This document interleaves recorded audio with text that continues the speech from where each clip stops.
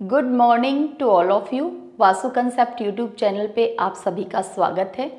आज की हमारी क्लास का टॉपिक है नॉन कोऑपरेशन मूवमेंट, असहयोग आंदोलन। गांधी जी ने किन परिस्थितियों में असहयोग आंदोलन चलाया, वो कौन से कारण थे कि गांधी जी ने अपील की कि हम भारतीय ब्रिटिश सरकार का सहयोग नहीं करेंगे। तो आज हम असहयोग आंदोलन की पूरी पृष्ठभूमि को जानेंगे, कौन से कारण थे, क्या परिस्थितियां थी, फिर किस तरह से असहयोग आंदोलन का फैलाव हुआ, पूरे भारत में किस तरह से असहयोग आंदोलन आगे बढ़ा और उसके बाद वो कौन सा कारण रहा कि गांधी जी ने असहयोग आंदोलन को रोक दिया। तो देखिए, सबसे पहले देखते हैं पृष्ठभूमि। देखिए, एक सबसे बड़ा कारण असहयोग आंदोलन शुरू करने का वो ये था कि प्रथम विश्व युद्ध, फर्स्ट वर्ल्ड वॉर के टाइम पे हमारे राष्ट्रवादी नेताओं ने और हमारी भारतीय जनता ने बहुत सहयोग किया था ब्रिटिश सरकार का। प्रथम विश्व युद्ध जो 1914 से 1918 तक चला, इसमें भारतीयों ने सेना में शामिल होकर के युद्ध में ब्रिटेन सरकार का बहुत ज़्यादा सहयोग किया था। तो हम सब भी भारतीय भी और साथ में हमारे जितने भी राष्ट्रवादी नेता थे, चाहे वो गरम दल के हों, नरम दल के हों, क्रांतिकारी हों, सभी ये उम्मीद कर रहे थे कि जैसे ही फर्स्ट वर्ल्ड वॉर खत्म होगा तो ब्रिटिश सरकार जो है वो भारतीयों को शासन में, प्रशासन में ज़्यादा उत्तरदायित्व सौंपेगी, भूमिका को बढ़ाएगी, यानी कहीं ना कहीं भारतीयों को स्वशासन प्राप्त होगा, ऐसी हमारी उम्मीद चल रही थी। और आम जनता भी सोच रही थी कि जब हम फर्स्ट वर्ल्ड वॉर में ब्रिटेन का सहयोग कर रहे हैं, सेना में शामिल हो रहे हैं, तो हमें फर्स्ट वर्ल्ड वॉर खत्म होने पे कुछ उदार नीतियां मिलेंगी, टैक्स में कमी होगी, उदार नीतियां हमारे लिए ब्रिटिश गवर्नमेंट बनाएगी। लेकिन देखिए, उम्मीदों पे पानी कब फिरा कि फर्स्ट वर्ल्ड वॉर के बाद में ब्रिटिश सरकार लेकर आई रोलेट एक्ट, और इससे हमारी उम्मीदों पे पानी फिर गया। कैसे? रोलेट एक्ट क्या है कि सिडनी रोलेट की अध्यक्षता में एक जांच समिति नियुक्त की ब्रिटेन की सरकार ने, और इस जांच समिति का काम ये था कि भारत में ये जानना कि क्रांतिकारी ब्रिटिश सरकार के खिलाफ क्या षड्यंत्र रच रहे हैं, इसके अलावा कहाँ कहाँ तक क्रांतिकारियों का फैलाव है, ये जानना इस जांच समिति का काम था। सिडनी रोलेट की अध्यक्षता में ये समिति थी, इसलिए हम इसे रोलेट एक्ट कह देते हैं। देखिए, अब इस समिति ने जो कानून बनाया, उस कानून को हम कहते हैं रोलेट एक्ट। अगर एक लाइन में हमें रोलेट एक्ट को समझना हो तो ये है, ना कोई अपील, ना कोई दलील, ना कोई वकील।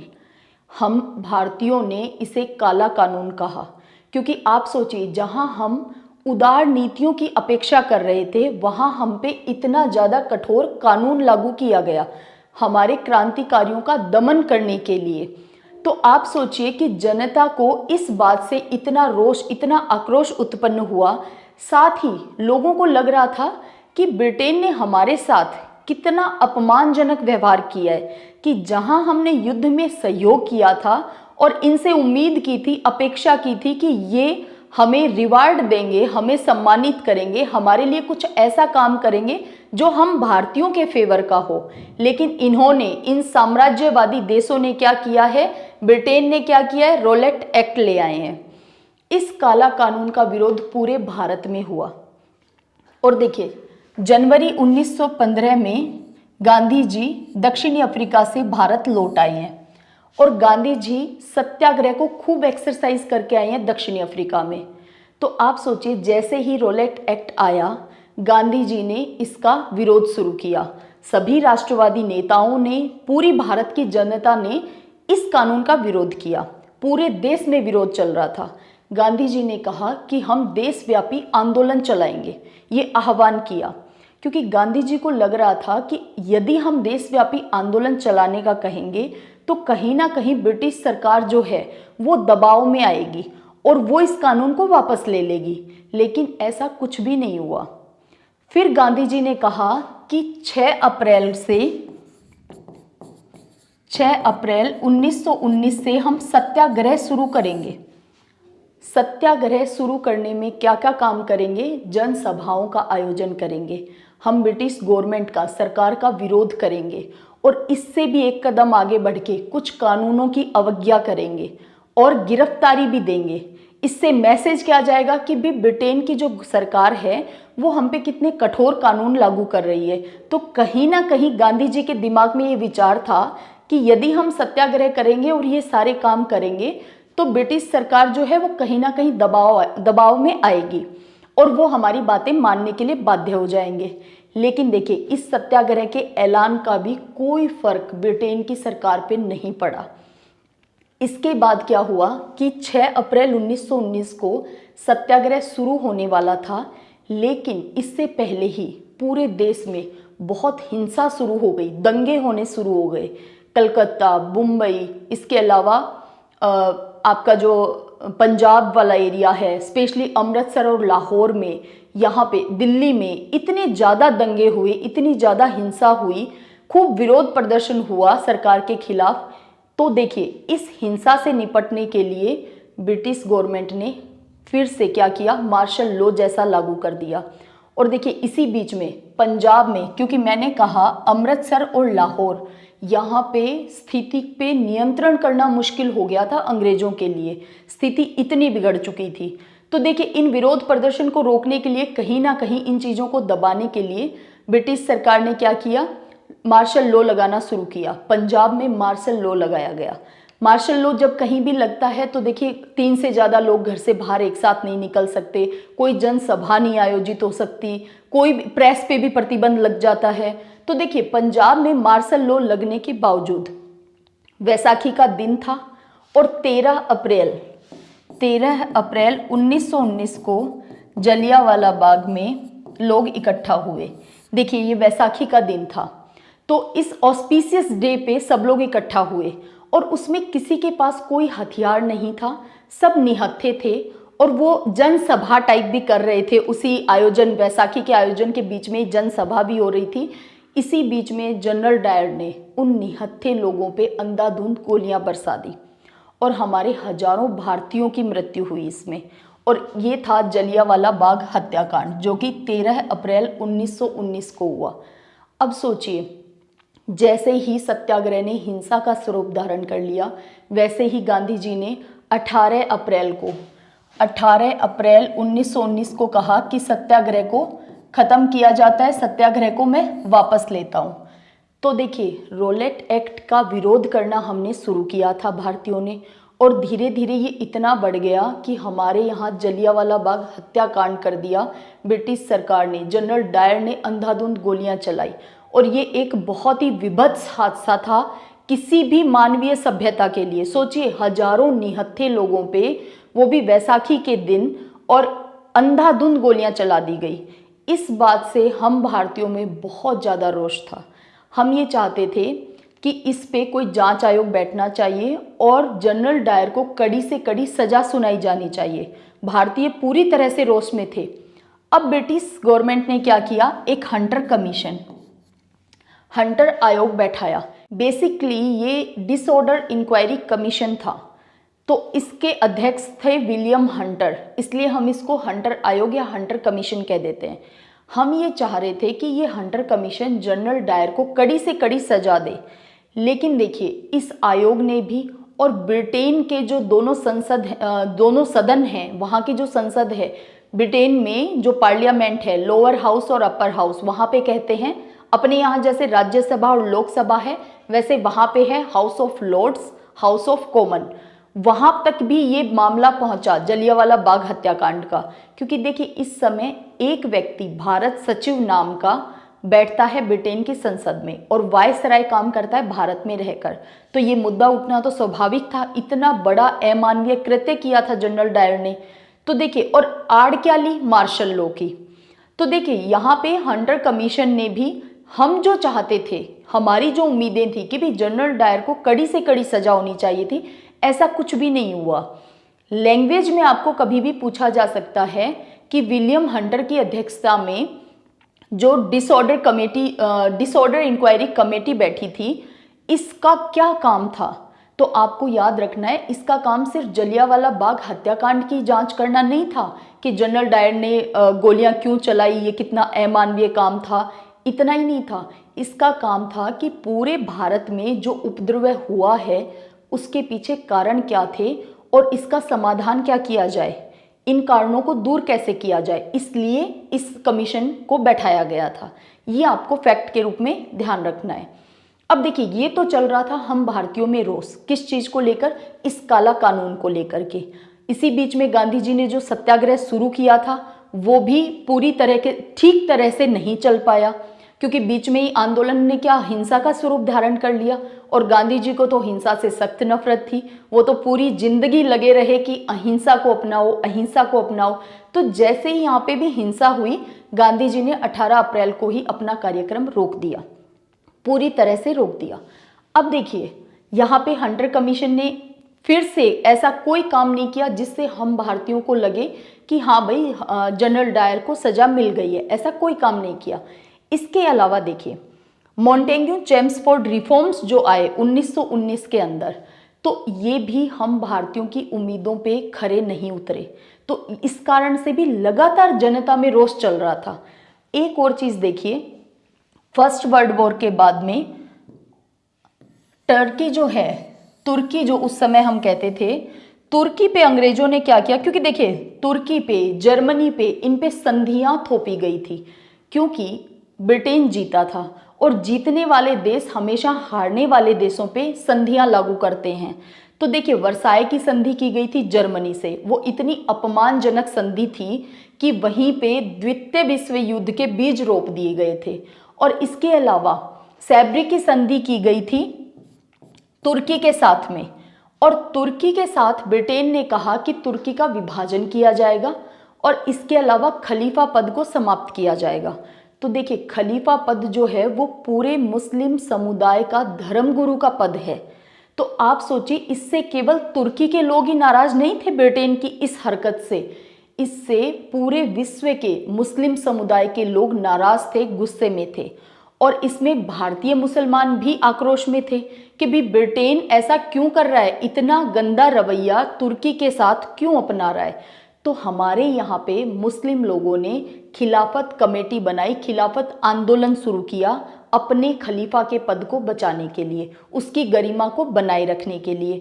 तो हमारे यहाँ जो मुस्लिम समुदाय था, उनकी ये डिमांड थी कि भाई तुर्की के साथ एक अच्छा व्यवहार किया जाए और जो खलीफा पद है उसे बने रहने दिया जाए, और जितना भी एरिया पहले खलीफा के पास था, जितना भू क्षेत्र उसके पास था, उतना रहना चाहिए, तुर्की का विभाजन नहीं होना चाहिए। इस डिमांड के साथ मुस्लिम लोग लगातार आंदोलन कर रहे थे। देखिए, ये था खिलाफत आंदोलन जो भारत में चल रहा था। अब देखिए, 18 अप्रैल को सत्याग्रह तो गांधी जी ने रोक दिया, लेकिन अब खिलाफत मूवमेंट जब चल रहा था तो गांधी जी को लगा कि भी आंदोलन करना तो बहुत ज़रूरी है, क्योंकि इसके बिना तो हम अपनी बात कैसे मनवा पाएंगे अंग्रेज़ों से, तो आंदोलन चलाना ज़रूरी है। जैसे ही गांधी जी को पता चला कि भी खिलाफत आंदोलन मुस्लिम समुदाय के लोग चला रहे हैं, गांधी जी ने तुरंत इस आंदोलन को अपना समर्थन दे दिया और इसी के साथ अपना आंदोलन, असहयोग आंदोलन भी जोड़ दिया कि हाँ भाई, हम भी इस आंदोलन में शामिल हैं और हम ब्रिटिश गवर्नमेंट जो है उसको सहयोग नहीं करेंगे, क्योंकि ये सभी लोग ब्रिटेन की गवर्नमेंट पे दबाव बनाना चाह रहे थे। खिलाफत आंदोलन वाले लोग चाह रहे थे कि हम अगर अंग्रेजों पे दबाव बना ले गए तो तुर्की के साथ जो अपमानजनक संधि इन्होंने की है उसको ये नहीं करेंगे। लेकिन देखिए क्या हुआ, खिलाफत कमेटी, सबसे पहले हम ये देखते हैं कि खिलाफत कमेटी का गठन किसने किया। तो देखिए, अली बंधु, आप हमेशा से आप ध्यान रखते हैं कि अली बंधु जो थे वो खिलाफत आंदोलन में बिल्कुल नेतृत्व करता थे। आपको दोनों नाम याद रखने हैं, मोहम्मद अली और शौकत अली। इसके अलावा देखिए, मौलाना आज़ाद, अजमल खान और हसरत मोहानी, ये मोहानी है, हसरत मोहानी, इन लोगों ने खिलाफत कमेटी का गठन किया था। अब नवंबर 1919 में खिलाफत का अखिल भारतीय सम्मेलन जो है वो दिल्ली में आयोजित किया गया, और सबसे गजब की बात यह है कि गांधी जी को इसका अध्यक्ष बनाया गया। सोचे मुस्लिम समुदाय के लोग अपने धर्म गुरु की रक्षा के लिए, उस पद को बनाए रखने के लिए आंदोलन कर रहे हैं और उस आंदोलन का नेतृत्व कर रहे हैं, अध्यक्ष बना रहे हैं गांधी जी को। तो आप सोचिए हिंदू मुस्लिम एकता का ये बहुत बड़ा प्रमाण था, एविडेंस था उस समय में। इसके अलावा गांधी जी ने और इन मुस्लिम समुदाय के लोगों ने ये निश्चय किया कि हम खिलाफत आंदोलन तो चला रहे हैं, लेकिन हम इसमें करेंगे क्या।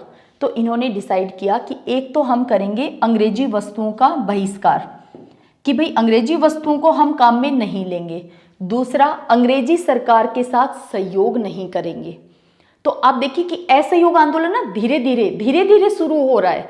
यहीं से हम ये जान पा रहे हैं कि हमारे भारतीयों ने अंग्रेजी सरकार को सहयोग करना बंद करना शुरू कर दिया था। देखिए, एक तो वस्तुओं का बहिष्कार करेंगे, तो देखिए अंग्रेज जो हैं वो बैठे हैं भारत में, क्यों कॉलोनी भारत को बनाए हुए बैठे हैं, क्योंकि उन्हें मुनाफा कमाना है, उन्हें प्रॉफिट चाहिए। वो हर काम अपने इंटरेस्ट, अपने प्रॉफिट के लिए करते हैं।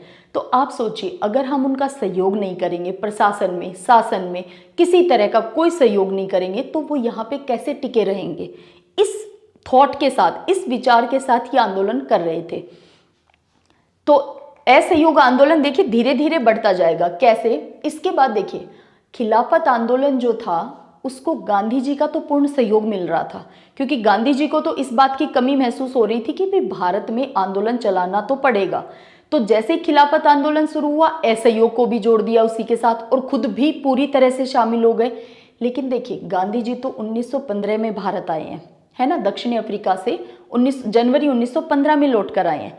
तो उस समय भारत में गांधी जी से भी बड़े लीडर, उनसे ऊपर के दर्जे के लीडर, उनसे वरिष्ठ जो लोग थे वो भी तो हमारे यहाँ राष्ट्रवादी नेता थे।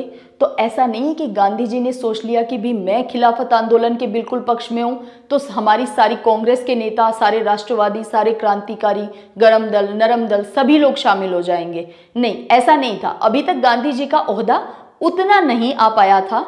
देखिए गांधी जी ने तो पूर्ण समर्थन दे दिया खिलाफत आंदोलन को, लेकिन कांग्रेस अभी तक भी सहमत नहीं थी और स्पेशली तिलक सहमत नहीं थे। देखिए तिलक ने कहा कि धार्मिक मुद्दे पे मुस्लिम नेताओं के साथ संधि हमें नहीं करनी चाहिए।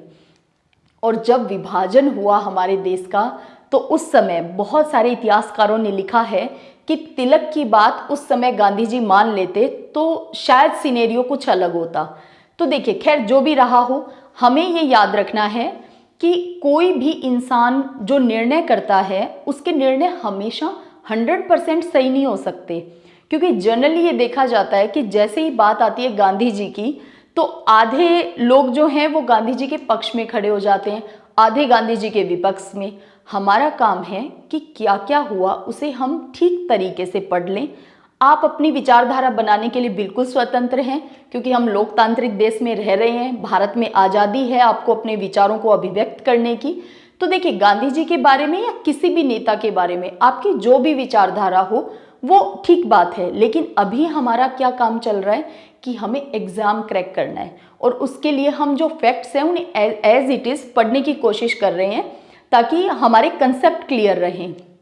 देखिए याद यहाँ पे ये रखना है, क्वेश्चन पूछा जा सकता है खिलाफत आंदोलन का विरोध किसने किया था, खिलाफत आंदोलन में शामिल होने का, हिंदू मुस्लिम एकता और या फिर कांग्रेस के शामिल होने का विरोध किसने किया था।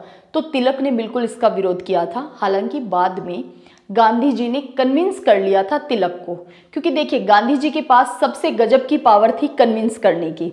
वो ना किसी भी व्यक्ति को, किसी भी संस्था को, इवन ब्रिटेन के लोगों को, ब्रिटिश सरकार को वो कन्विंस कर ले जाते थे, अपनी बातें मनवा ले जाते थे। तो शायद दुनिया में सबसे बड़ी पावर, आज तक भी सबसे बड़ी अगर कोई पावर है तो वो ये है कि खुद की बात को तरीके से बिना हिंसा किए मनवा ले जाना, है ना। क्योंकि गांधी जी तो अहिंसावादी थे, तो गन रख करके, डरा धमका करके तो मनवाना बहुत अलग बात हो गई है, उसमें मजा नहीं है। असली मजा है कि आप किसी भी व्यक्ति से, किसी भी संस्था से अपनी बात मनवा पाएं, कन्विंस कर पाएं अगले को, ये सबसे बड़ी ताकत है। तो देखिए तिलक ने विरोध किया था फरवरी 1920 में। अब देखिए धीरे धीरे ये चीजें ना आगे आंदोलन बढ़ता जा रहा है। फरवरी 1920 में हिंदू और मुसलमानों की एक संयुक्त प्रतिनिधि मंडल ने वायसराय से मुलाकात की। और देखिए 1921 तक भारत का वायसराय था चेम्सफोर्ड। साथ साथ में हमारा ये भी काम है कि हम इन घटनाओं के साथ साथ ही वायसराय को ध्यान करते हुए चलें, ताकि यदि वायसराय देकर के घटनाएं पूछी जाए या आपको मैच करना, मिलान करना आए क्वेश्चन के रूप में, तो आपको यूं ना लगे कि सारे वायसराय रटने पड़ रहे हैं। रटने नहीं है, आप इन कामों के साथ साथ ही वायसराय को ध्यान करते हुए चलिए। देखिए 1916 से लेकर के और 1921 तक वायसराय था चेम्सफोर्ड। अब देखिए यहाँ पे इन्होंने वायसराय से मुलाकात की। क्यों मुलाकात की? क्योंकि ये लोग चाह रहे थे, देखो इसके अंदर दोनों ही गए हैं, हिंदू भी और मुस्लिम भी। ये चाह रहे थे कि भी वायसराय से मुलाकात करके हम अपनी बात तो मनवाएं, हम अपनी बात रख के तो देखें उनके सामने। लेकिन देखो इस मुलाकात का कोई भी फायदा नहीं हुआ और चीज़ें एज इट इज़ रही। सरकार ने कोई दबाव महसूस नहीं किया बिल्कुल भी। इसके बाद देखिए फरवरी में ये मुलाकात करके आए कि भाई अगर आप लोग ये सैब्रिज की संधि नहीं लागू करोगे, और गांधी जी ने कहा कि भाई भारतीय मुसलमान अगर आपके कामों से संतुष्ट हो जाते हैं और आप तुर्की के खलीफा के साथ कोई छेड़खानी उस पद के साथ नहीं करते, तो हमें आंदोलन करने की कोई जरूरत नहीं है। तो देखिए यहाँ पे फरवरी में ये लोग बात करने गए, कोई बात नहीं मानी गई। इसका प्रमाण कब मिल गया? मई 1920 में ब्रिटेन ने टर्की के साथ तुर्की का विभाजन कर दिया और तुर्की के साथ संधि कर ली, सैब्रिज की संधि, और इस संधि के तहत खलीफा के पद को खत्म कर दिया गया। तो आप सोचिए अब आंदोलन थोड़ा और जोर शोर से होगा, क्योंकि लोग भड़क गए हैं ना कि भाई हम हर तरह से आपको सहयोग कर रहे हैं, आपसे वार्ता भी कर रहे हैं, आप पे बिना हिंसा किए दबाव बनाने की कोशिश कर रहे हैं, और आप हैं कि किसी भी तरह से एक कॉमन पॉइंट पे आना ही नहीं चाह रहे हैं कि वार्ता आगे बढ़े।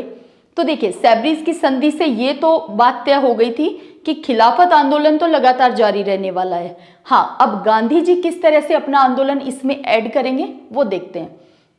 देखिए अगस्त के अंदर 1 अगस्त को गांधी जी के द्वारा असहयोग आंदोलन शुरू किया जाना था और 1 अगस्त को ही तिलक की मृत्यु हो गई। बाल गंगाधर तिलक बहुत लोकप्रिय नेता थे इस समय में, और बाल गंगाधर तिलक की मृत्यु से सारे भारतीय इतने ज़्यादा दुखी हुए थे। तो गांधी जी ने सोचा कि अब जब लोहा गर्म है तब वार किया जाना चाहिए। लोग अगर इतने दुखी हैं तो अब हमें असहयोग आंदोलन शुरू करना चाहिए। देखिए इसके अलावा इसी समय पे तिलक की मृत्यु के बाद एक तिलक कोष बनाया गया या फिर तिलक स्वराज फंड बनाया गया। इस फंड में आप सोचिए 1920 के समय पे 1 करोड़ रुपए इकट्ठे हो गए थे, यानी चंदा देना जिसको कहते हैं, 1 करोड़ रुपया इकट्ठा हो गया था। आज के टाइम पे भी 1 करोड़ रुपए डोनेट करना या डोनेशन में आ जाना बहुत बड़ी बात होती है। तो सोचिए तिलक की पॉपुलैरिटी बहुत ज़्यादा थी, औरतों ने अपने गहने दान कर दिए, जिस व्यक्ति की जितनी कैपेसिटी थी उसने उतना दान किया। तो सोचिए ये फंड काम में आने वाला है अभी, क्योंकि देखिए किसी भी आंदोलन के लिए फंड की जरूरत होती है, ये फैक्ट है। फंड उस समय भी चाहिए था, फंड आज भी चाहिए। इसके अलावा अब देखिए अब लग रहा था कि भाई अगस्त आ गया है, हमारी बात कोई ब्रिटिश गवर्नमेंट मान नहीं रही है। कांग्रेस ने अभी तक भी पूरी तरह से पुष्टि नहीं की थी गांधी जी की इस बात की कि हाँ भाई कांग्रेस पूरी तरह से शामिल है असहयोग आंदोलन में। अब ये पुष्टि कहाँ हुई वो देखिए, सितंबर 1920 के अंदर कांग्रेस का एक विशेष अधिवेशन बुलाया गया। आप इस कहानी को लिंक कीजिए कि कांग्रेस के अधिवेशन हमेशा होते हैं दिसंबर के अंदर, लेकिन आप सोचिए अगस्त में मृत्यु हुई, गांधी जी चाह रहे हैं इस मौके को भुना लिया जाए। अगर दिसंबर तक वेट किया जाएगा और उसके बाद कांग्रेस निर्णय लेकर के असहयोग आंदोलन में शामिल होगी, तो आप सोचिए ऑफिशियली अनाउंसमेंट के बाद शामिल होने के लिए दिसंबर तक का वेट करना पड़ेगा। अब इतने समय में लोगों का आक्रोश ठंडा भी हो जाता है, और सोचो ये गैप दे दे के आंदोलन करने से कोई फायदा भी नहीं निकल के आएगा, क्योंकि किसी भी संस्था पे, ब्रिटिश गवर्नमेंट पे दबाव बनाने के लिए जरूरी है कि ये आंदोलन निरंतर चलता रहे और खूब बड़े पैमाने पे चले। तो देखिए कांग्रेस का विशेष अधिवेशन बुलाया गया। बहुत बार क्वेश्चन विशेष अधिवेशन पे पूछ लिए जाते हैं, तो याद रखना है यहाँ पे सितंबर 1920 कांग्रेस का विशेष अधिवेशन कलकत्ता में आयोजित किया गया और लाला लाजपत राय ने इसकी अध्यक्षता की थी। और यहाँ पे ये अनाउंस कर दिया गया था कि हाँ, हम असहयोग कार्यक्रम चलाएंगे और कांग्रेस इसमें शामिल है। फिर इसके निर्णय किए गए क्या कि असहयोग कार्यक्रम को स्वीकृति दी गई और ये देखा गया कि कांग्रेस किस किस तरह के कार्यक्रम में शामिल होगी या किस किस तरह के कार्यक्रम चलाएगी। तो देखिए, इन्होंने कहा, निश्चय किया कि एक तो हम करेंगे सरकारी शिक्षण संस्थाओं का बहिष्कार, दूसरा न्यायालयों का बहिष्कार। कोई भी व्यक्ति, हमारी कोई भी भारत की जनता न्यायालय में नहीं जाएगी। अगर कोई डिस्प्यूट होता है तो हम पंचायतों का सहारा लेंगे, हम पंचायतों के माध्यम से हमारे झगड़ों का सॉल्यूशन निकालेंगे, लेकिन न्यायालयों में नहीं जाएंगे, क्योंकि न्यायालय किसके हैं? ब्रिटिश सरकार के। और पूरी तरह से ब्रिटिश सरकार को सहयोग नहीं करना है तो देखिए, विधान परिषदों का बहिष्कार किया गया, विदेशी वस्तुओं का बहिष्कार। भाई, ये जो अंग्रेज हैं, ये भारत में बैठे ही प्रॉफिट कमाने के लिए हैं। अगर शासन प्रशासन में इनका बहिष्कार कर दिया, हमने इनका सपोर्ट नहीं किया, ऊपर से इनकी वस्तुओं को खरीदना बंद कर दिया, तो ये बहुत जल्दी भाग जाएंगे यहाँ से। और गांधी जी का ऐसा स्टेटमेंट भी था कि अगर हमने पूरी तन्मयता से असहयोग आंदोलन चलाया तो पूरे 1 वर्ष के अंदर ही अंग्रेज यहाँ से भाग जाएंगे, अंग्रेज भारत छोड़कर चले जाएंगे। ये गांधी जी का मानना था उस समय।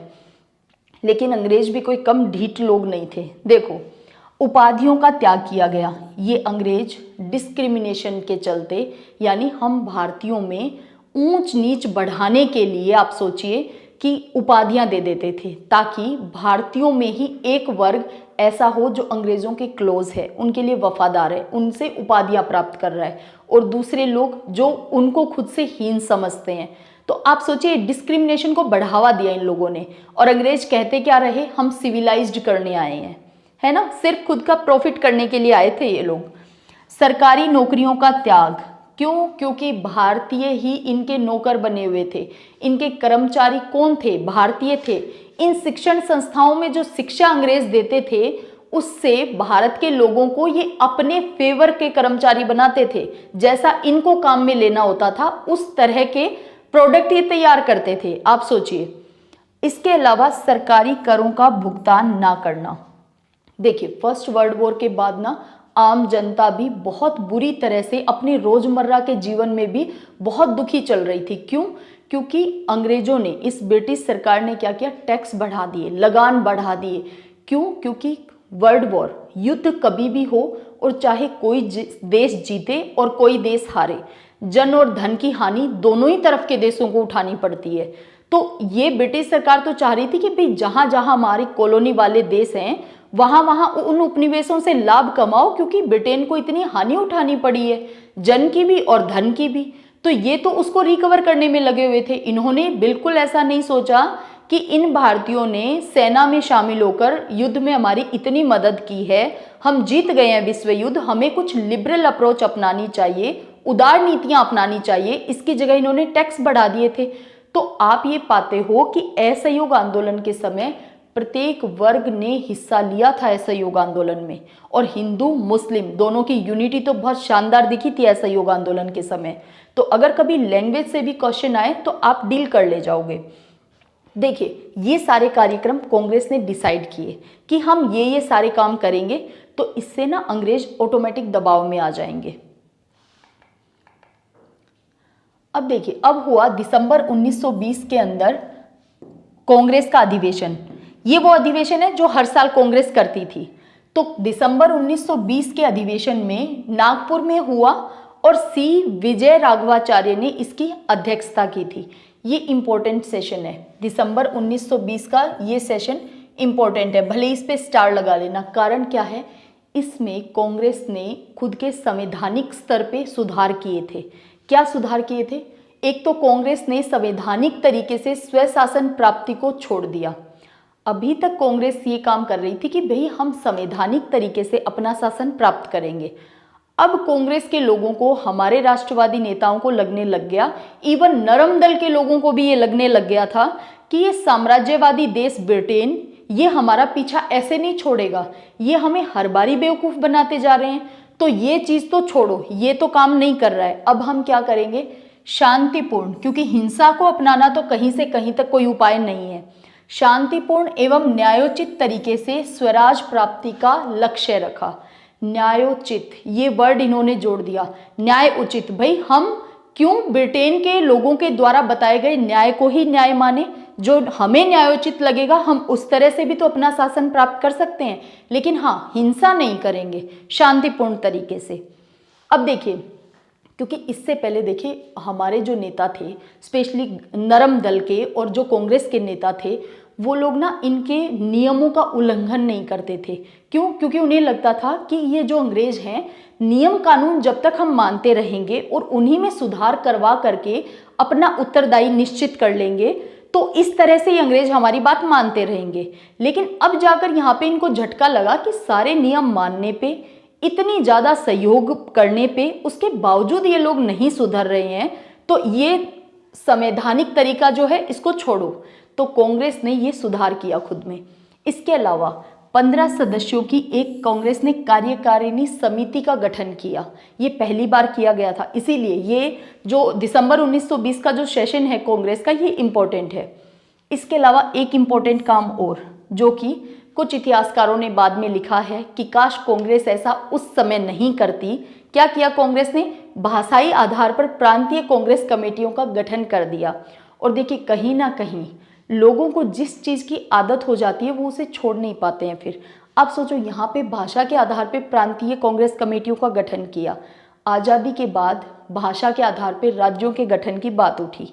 तो देखिए, कहीं ना कहीं शुरुआत कर दी गई थी इन चीज़ों की, क्योंकि अगर उस समय भाषा के आधार पे कमेटी ना बनाते तो सभी लोगों को वैसी ही आदत, वैसी ही हैबिट होती। तो देखिए, भाषाई आधार पे प्रांतीय कांग्रेस कमेटियों का गठन किया। गांव कस्बों में भी कांग्रेस ने कमेटियों का गठन किया था। यानी कांग्रेस चाहती थी कि बहुत सारे लोग और इससे जुड़ें कांग्रेस से, यानी कांग्रेस एक बड़ा स्वरूप ले। इसके अलावा काम करने का जो तरीका है वो एक संगठित स्वरूप होना चाहिए उसका, कि हाँ भाई, गांव से कस्बा, कस्बे से प्रांत, प्रांत से जो इसकी मेन बॉडी है, जो सेंटर में है कांग्रेस की कार्यकारिणी समिति, वो है। तो इन सब चीज़ों के थ्रू ये लोग काम को एग्जीक्यूट करना चाह रहे थे। संगठन को मजबूत किया इन्होंने बेसिकली इस सेशन के अंदर। अब देखिए, कांग्रेस में ऐसा नहीं है कि सारे काम सबको पसंद आते थे। इन सब कार्यों के कारण कांग्रेस को छोड़ दिया एक तो मोहम्मद अली जिन्ना ने। कोई फर्क नहीं पड़ा इस बात का, असहयोग आंदोलन निरंतर चलता रहा और खूब जोर शोर से चलता रहा। किसी ने कांग्रेस छोड़ी, किसी ने नहीं छोड़ी, कोई फर्क नहीं पड़ रहा था। मोहम्मद अली जिन्ना ने कांग्रेस छोड़ दी, एनी बेसेंट ने कांग्रेस छोड़ दी और बिपिन चंद्र पाल ने कांग्रेस छोड़ दी। ये दिग्गज नेता थे। बिपिन चंद्र पाल तो नो डाउट दिग्गज नेता थे, क्योंकि लाल पाल बाल, लाला लाजपत राय, बाल गंगाधर तिलक और बिपिन चंद्र पाल, ये तीनों तो बिल्कुल हमारे बहुत उच्च दर्जे के नेता थे। हाँ, मोहम्मद अली जिन्ना, एनी बेसेंट ने कांग्रेस छोड़ दी, कोई फर्क नहीं पड़ा। सुरेंद्र नाथ बनर्जी ने क्या किया, इस समय में इंडियन नेशनल लिबरल फेडरेशन की स्थापना कर ली, उसका गठन कर दिया। अब ना सारे संगठन एक साथ नहीं याद होते कभी भी। जैसे इस असहयोग आंदोलन के समय पे हमने एक फेडरेशन को हम याद करेंगे, और ये आपको बहुत अच्छे से याद होना चाहिए, Surendra Nath Banerjee, Indian National Liberal Federation, क्योंकि ये बहुत बार मैच द फॉलोइंग में आ जाता है। तो आपको सारे फेडरेशन एक साथ याद नहीं करने, एक एक करके हम याद करेंगे। कांग्रेस अपना काम कर रही है, असहयोग आंदोलन चल रहा है निरंतर। देखिए, आंदोलन का प्रसार किस तरह से हुआ। बिल्कुल आंदोलन चल रहा था एकदम अपने जोर शोर से। वकीलों ने वकालत छोड़ दी। क्यों? क्योंकि हमने पहले ही कह दिया कि भाई न्यायालय का बहिष्कार करना है, हमें नहीं जाना, तो इसलिए वकील कहाँ वकालत करेंगे, तो वकीलों ने अपनी वकालत छोड़ दी। और देखिए, हमारे जो नेता थे उस समय के, बहुत सारे वकील थे, जैसे राजेंद्र प्रसाद, सरदार वल्लभ भाई पटेल, इसके अलावा मोतीलाल नेहरू, जवाहरलाल नेहरू, CR दास, C राजगोपालाचारी, तो ये ना वकील थे, इन्होंने वकालत छोड़ दी। राष्ट्रीय शिक्षण संस्थाओं की स्थापना की गई। ऐसा काम क्यों किया गया? क्योंकि हमने पहले ही कह दिया कि भाई हम सहयोग नहीं करेंगे और हम बहिष्कार करेंगे किसका? न्यायालयों का, इनकी शिक्षण संस्थाओं का, क्योंकि अंग्रेज जो शिक्षण संस्थाएं चला रहे हैं उसमें वैसी ही शिक्षा दे रहे हैं जैसे कर्मचारी इनको चाहिए। ये सिर्फ अपने प्रॉफिट के लिए शिक्षा दे रहे हैं। तो अब क्यों ना भारतीयों को राष्ट्रीय शिक्षण संस्थाओं के जरिए शिक्षा दी जाए, ताकि हमारी शिक्षा जो है वो हमारी वैल्यूज जो हैं उनको हमारे जो स्टूडेंट हैं, जो भावी पीढ़ी है, वो समझे जाने, ना कि अंग्रेजों वाले ढर्रे पे चले। तो देखिए इसी समय में जामिया मिलिया की स्थापना की गई, काशी विद्यापीठ, गुजरात विद्यापीठ। देखिए 1920 के समय जो गैर सरकारी जिनको कहते थे, क्योंकि सरकारी संस्थाएं तो वो थी जो ब्रिटिश सरकार की थी, गैर सरकारी संस्थाएं वो थी जो हम भारतीयों की थी। 800 के आसपास विद्यालय और विश्वविद्यालय थे उस समय में भारतीयों के द्वारा चलाए जाने वाले। देखिए इसके अलावा विदेशी कपड़ों की होली जलाई गई। क्यों? क्योंकि हम तो आयातित वस्तुओं का बहिष्कार कर रहे हैं कि कोई भी सामान बाहर से क्यों आए। गांधी जी अपील कर रहे थे कि भाई आत्मनिर्भर बनना है, बाहर की चीज़ों पे डिपेंड नहीं होना, बहिष्कार करना है उन चीज़ों का। यदि हम आत्मनिर्भर होंगे तो एक तो स्ट्रॉन्ग पॉइंट हमारा यही बन जाएगा कि हम किसी भी तरह से अंग्रेजों पे डिपेंड नहीं है। तो विदेशी कपड़ों की होली जलाई गई, हम विदेशी वस्तुओं का बहिष्कार कर रहे हैं। शराब की दुकानों पे धरने दिए गए। गांधी जी को पता था कि शराब पीने से लीवर खराब हो जाता है ना। देखिए शराब पीना कोई वैसे भी अच्छी आदत तो है नहीं, और ये शराब ताड़ी इसको पीने से एक तो हमारी पीढ़ी खराब हो रही थी कि भी कुछ लोग शराब पिए पड़े हैं, और ये महिलाओं के लिए तो और भी ज़्यादा समस्या का विषय था कि उनके आदमी जो है वो शराब पी लेते हैं। तो शराब की दुकानों में धरने दिए गए। इसके अलावा कांग्रेस की जो स्वयंसेवी सेना थी उसने पुलिस की तरह कार्य करना शुरू किया। क्यों? क्योंकि हम तो चाह रहे थे कि भी पूरी तरह से शासन को, प्रशासन को किसी भी तरह का कोई सहयोग हमें नहीं करना है। तो सारे काम कौन कर रहे हैं? हम भारतीय एग्जीक्यूट कर रहे हैं अपने तरीके से। ये चल रहा था असहयोग आंदोलन काफी जोर शोर से। अब देखिए मई 1921 आते आते वॉयसराय रीडिंग, देखिए अभी हम पढ़ रहे थे कि 1916 से 1921 तक वॉयसराय था चेम्सफोर्ड, अब वायसराय बन गया है रीडिंग। अप्रैल में तो ये वायसराय बना है। अब गांधी जी को लगा कि भाई ये नया वायसराय आया है, क्या पता चेम्सफोर्ड की तरह ये हो सकता है कि ये वाला वायसराय जो है वो हमारे दबाव में आ जाए। गांधी जी से वायसराय ने वार्ता की।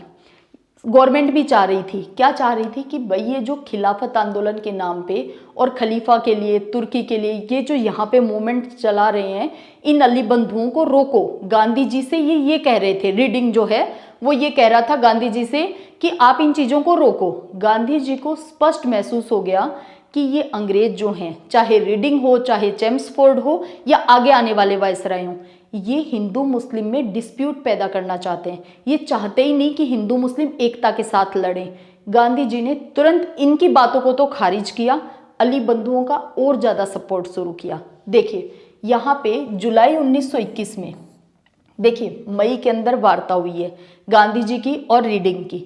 इसके बाद अली बंधु जो हैं उन्होंने एक अपील की कि भाई मुस्लिमों का सेना में रहना धर्म के खिलाफ है, यानी सारे मुस्लिम जो सैनिक हैं वो सेना को त्याग दो, छोड़ दो, क्योंकि ये हमारे धर्म के खिलाफ है।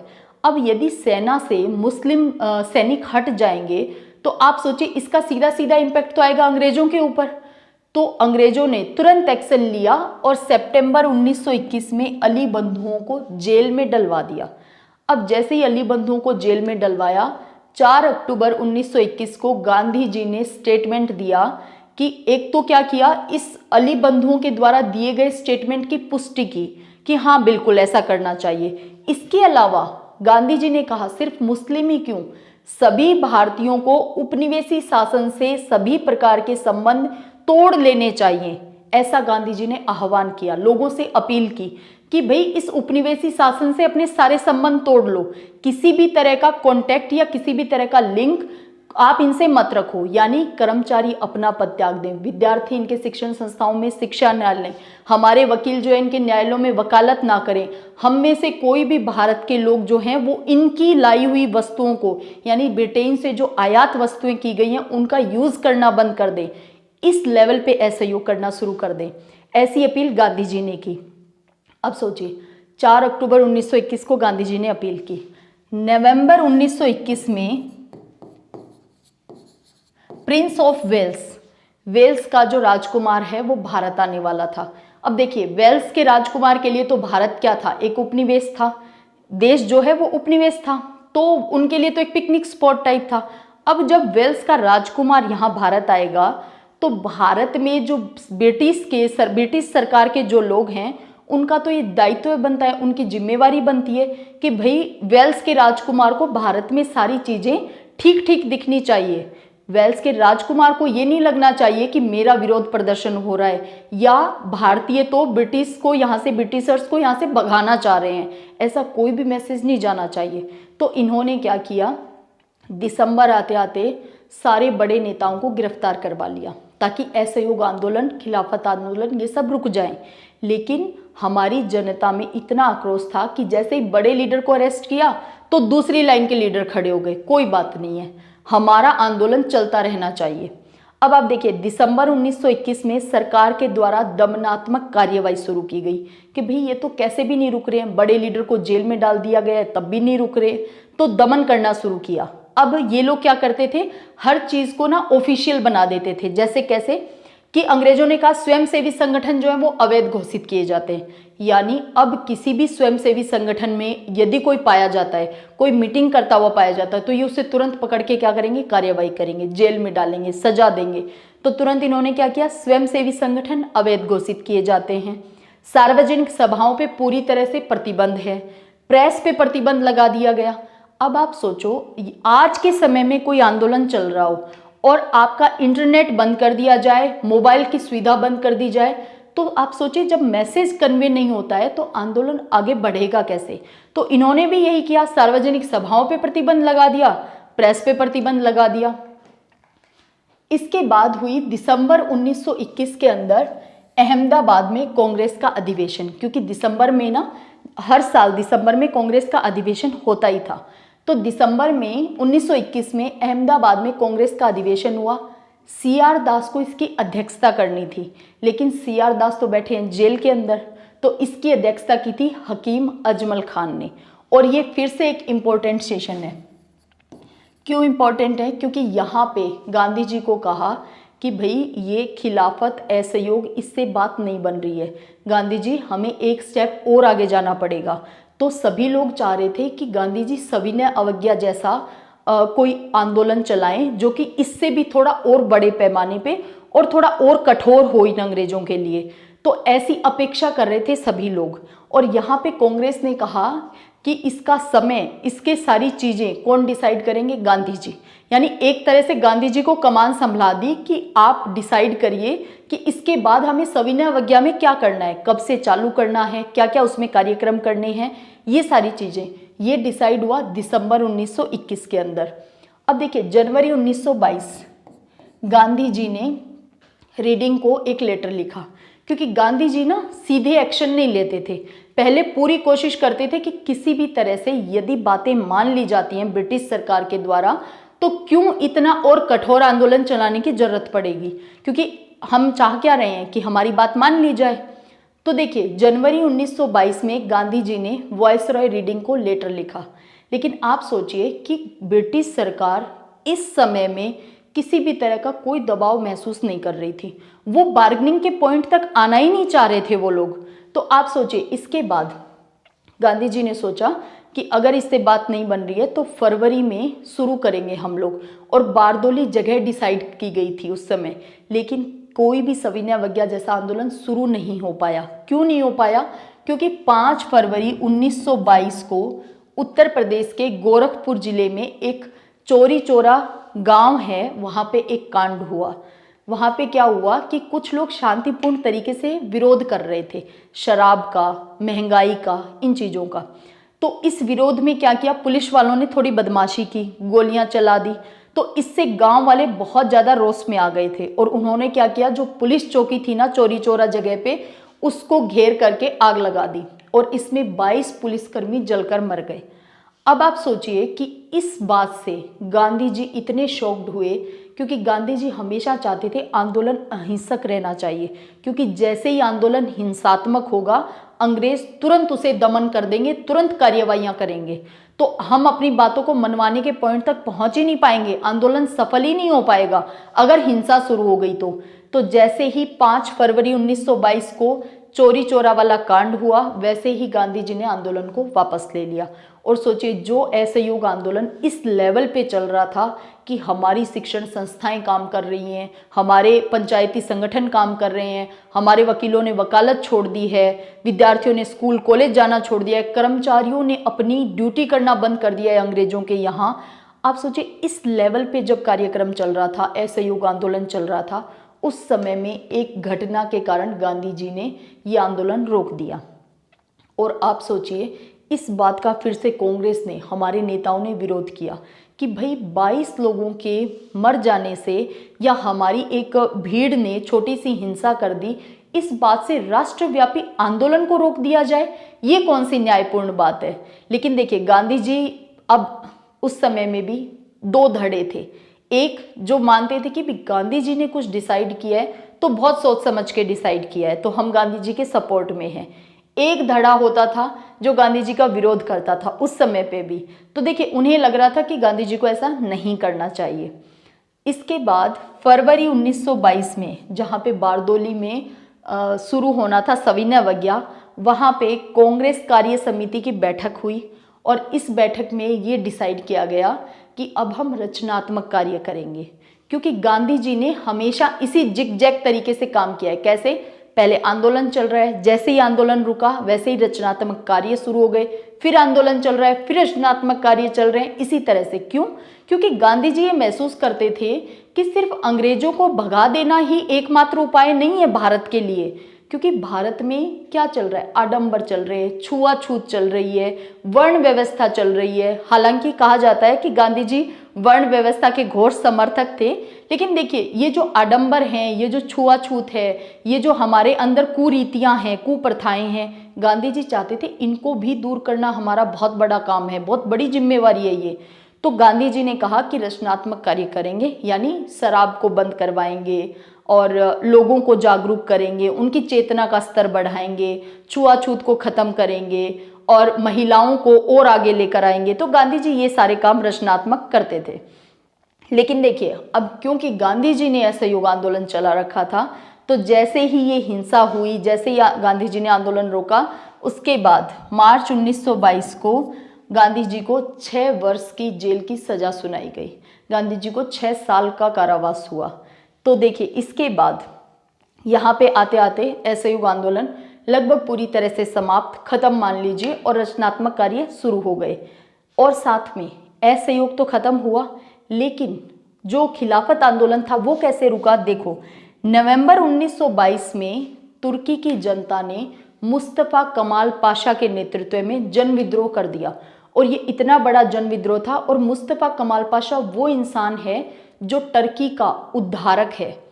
इन्होंने विकास की तरफ लोगों को टर्न करवा दिया, और यहाँ पे क्या हुआ? तुर्की में धर्मनिरपेक्ष राज्य की स्थापना हो गई। इन्होंने स्वयं ही खलीफा के पद को खत्म कर दिया, और 1924 में ऑफिशियली खलीफा का पद समाप्त हो गया। मुस्तफा कमाल पाशा ने लोगों की शिक्षा पे, महिलाओं के अधिकारों पे इतना ज़्यादा काम किया और टर्की को लेकर गए विकास के रास्ते पे। तो इसीलिए यहाँ से आपको ध्यान भी रखना है कि टर्की का उद्धारक कहते हैं मुस्तफा कमाल पाशा को, क्योंकि बहुत बार हम किसी और देश के उद्धारक का नाम पढ़ते हैं तो हम लोग इस चीज़ को कंपेयर करते हैं मुस्तफा कमाल पाशा से। ठीक है, तो देखिए, इस तरह से असहयोग और खिलाफत दोनों आंदोलन खत्म हो गए। लेकिन देखिए, इस आंदोलन का इम्पैक्ट क्या रहा कि एक तो हम भारतीयों में ये कॉन्फिडेंस आ गया था बहुत ज़्यादा कि हम अंग्रेज़ों को भगा सकते हैं। दूसरी चीज़, हम अंग्रेज़ों का सामना कर सकते हैं, इनका विरोध कर सकते हैं, और ये कोई ऐसी शक्ति, ऐसी पावर नहीं है ये लोग कि ये कभी हार नहीं सकते, हमेशा जीतेंगे ही नहीं, ऐसा हो सकता है। दूसरा, हम हिंदू मुस्लिम एकता का सबसे बड़ा प्रमाण प्रस्तुत किया इस आंदोलन के समय पे। दूसरी चीज़ क्या हुई? चेतना के स्तर में वृद्धि हुई, जो कि सबसे इम्पोर्टेंट काम था। सोचिए, हमारे शिक्षण संस्थाएं खुली, हमारे लोगों में ये कॉन्फिडेंस आया कि हम आत्मनिर्भर बन सकते हैं, क्योंकि गांधी जी ने कहा छोड़ो ये बाहर के कपड़े, खादी को अपनाओ, हर घर में चरखा चलेगा, हर व्यक्ति को रोजगार मिलेगा। तो सोचिए, हम सेल्फ डिपेंड बनने की राह पे चले, तो बहुत सारे अच्छे काम हुए। इसके परिणाम अगर हमें बताने हैं तो ये बहुत सारे अच्छे काम हैं जो इस दौरान हमने सीखे और अपनाए। तो ये था असहयोग आंदोलन, आई होप खिलाफत आंदोलन और असहयोग आंदोलन, इनको हमने पैरेलल में ही देखा है। आई होप आपको ये अच्छी लगी होगी क्लास। तो मिलते हैं नेक्स्ट टॉपिक में जल्दी ही, तब तक के लिए जय हिंद, जय भारत।